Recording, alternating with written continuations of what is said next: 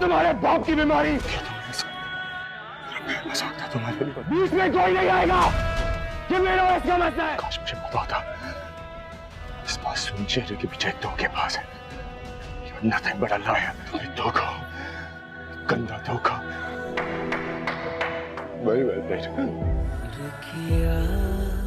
दर्द सा है तेरे चुप बैठे रे बोले हम करना चाहती So what do you think?